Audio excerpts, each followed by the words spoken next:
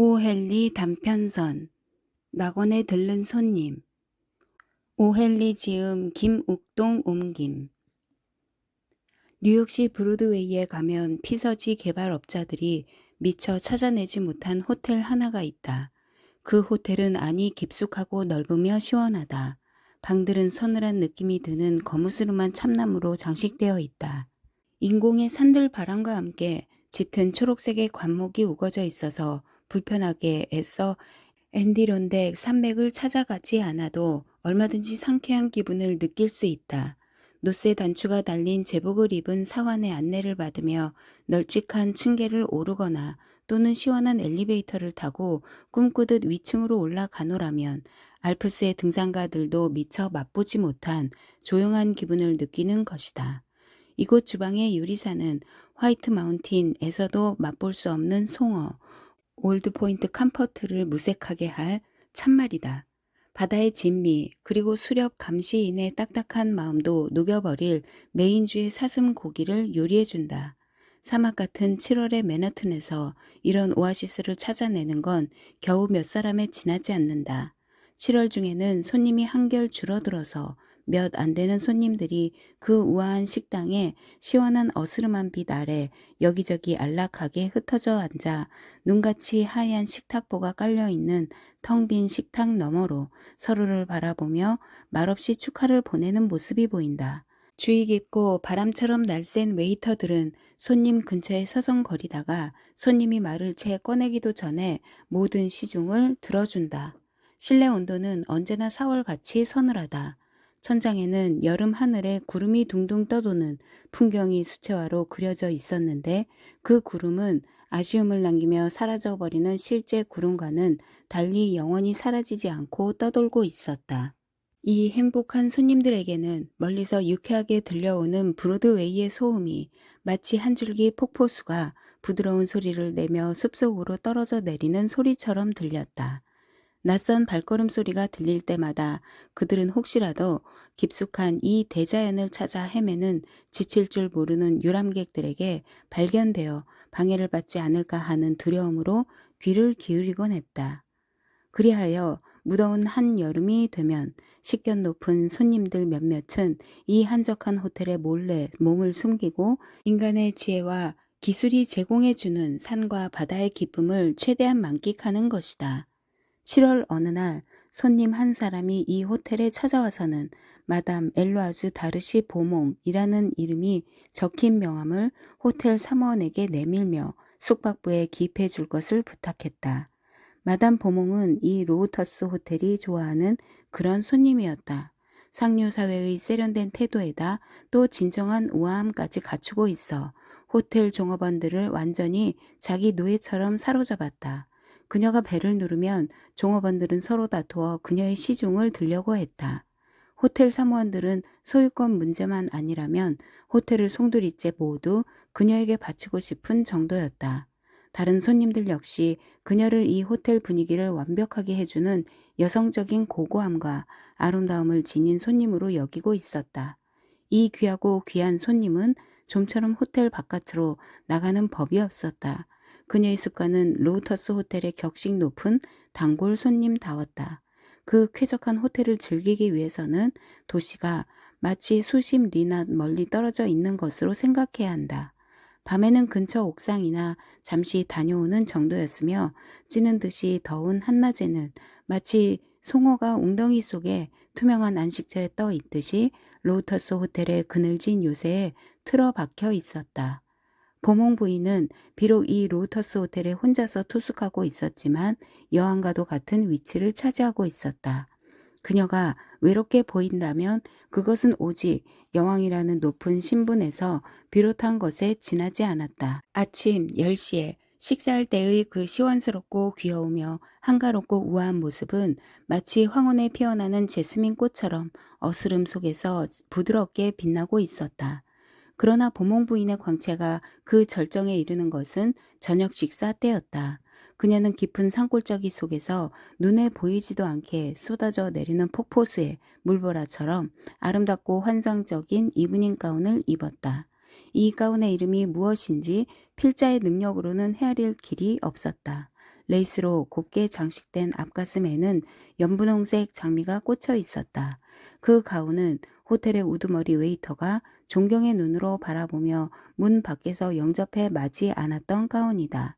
이 가운을 보는 사람은 프랑스의 파리, 어쩌면 신비스러운 백작 부인들, 그리고 분명히 베르사유와 결투용 칼과 여배우 피스크 부인과 루주의 누아르 카드놀이를 떠올리게 마련이었다. 보몽 부인은 이 나라 저 나라를 자주 왕래하는 세계인이며 그 희고 가냘픈 손으로 러시아를 위해 여러 나라 사이에서 무슨 끈앞풀을 조종하고 있다는 출처모를 소문이 로터스 호텔에 나돌았다. 세계 곳곳을 마음대로 한가롭게 여행하는 세계 시민이라는 점을 감안할 때 그녀가 미국에서 무더운 한여름을 조용히 보내기 위한 가장 바람직한 곳으로 로터스 호텔의 세련된 주변을 재빨리 알아냈다는 것은 그다지 놀라운 일이 아니었다. 보몽 부인이 이 호텔에 투숙한 지 사흘째 되던 날 어느 젊은 남자 한 사람이 호텔의 손님으로 들어왔다.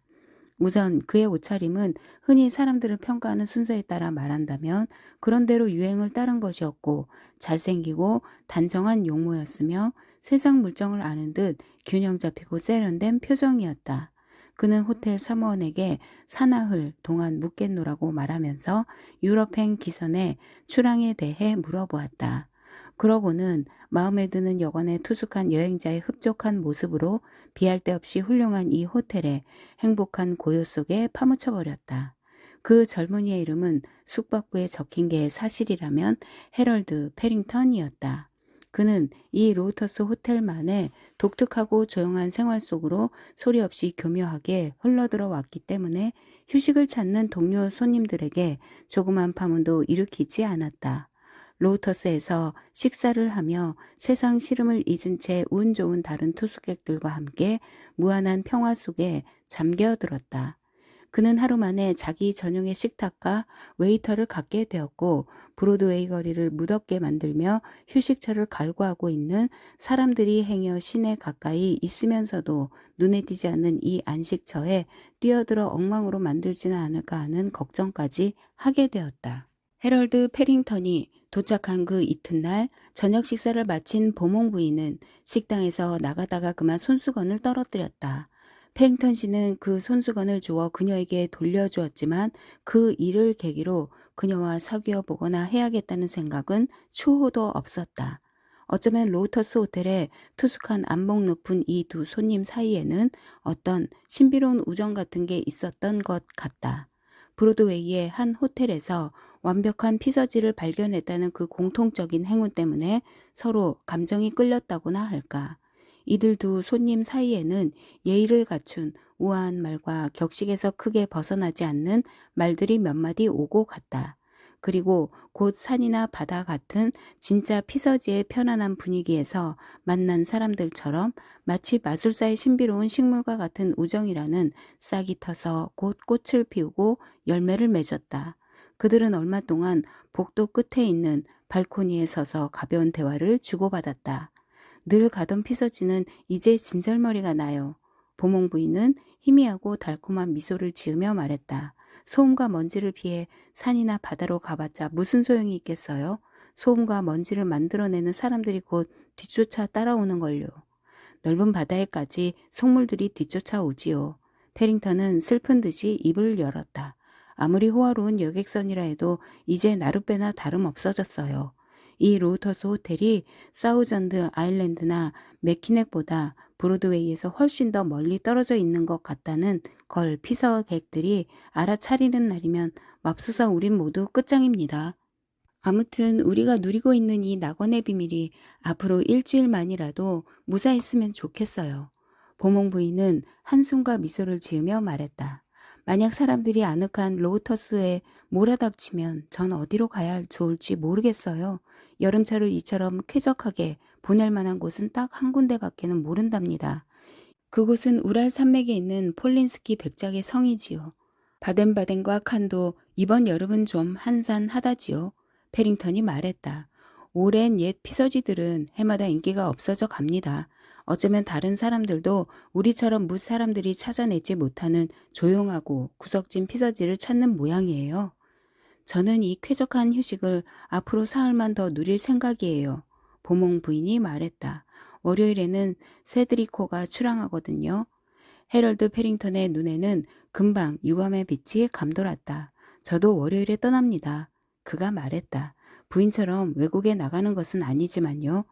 보몽 부인은 외국식의 몸짓으로 동그란 어깨 한쪽을 움츠렸다.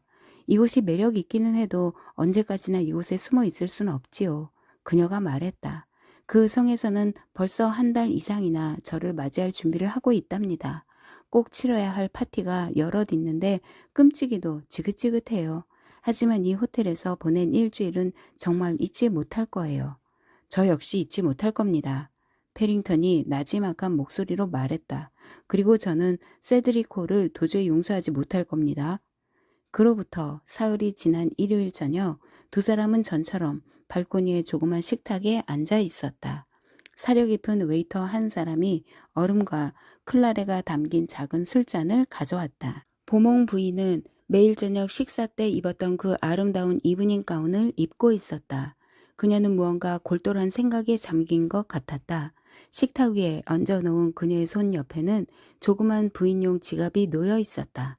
그녀는 얼음이 담긴 클라레를 마시고 난 뒤 지갑을 열고 1달러짜리 지폐 한 장을 꺼냈다. 페링턴 선생님, 그녀는 로우터스 호텔을 매혹시킨 미소를 띠며 말했다. 선생님께 좀 드릴 말씀이 있어요. 저는 내일 아침 일찍 식사 전에 여기를 떠날 생각입니다. 제가 근무하는 직장으로 돌아가야 되거든요. 저는 KG 백화점의 스타킹 파트에서 일하고 있는데 내일 아침 8시로 휴가가 끝난답니다. 8달러의 급료를 받을 때까지 제 주머니에 남아있는 마지막 돈이에요. 선생님은 정말 신사답게 제게 친절히 대해주셨어요.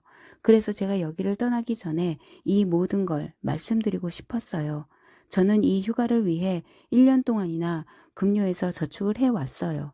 2주일은 몰라도 한 주일만은 귀부인처럼 지내고 싶었거든요. 아침마다 7시에 잠자리에서 일어나는 대신 일어나고 싶을 때 일어나고 돈 많은 사람들처럼 제일 맛있는 음식을 먹고 남의 시중을 받으며 또 배를 눌러서 다른 사람에게 일을 시켜보고 싶었던 거지요. 이제 전 소원을 다 이루었어요. 제가 평생 가져보고 싶었던 가장 행복한 시간을 보냈으니까요.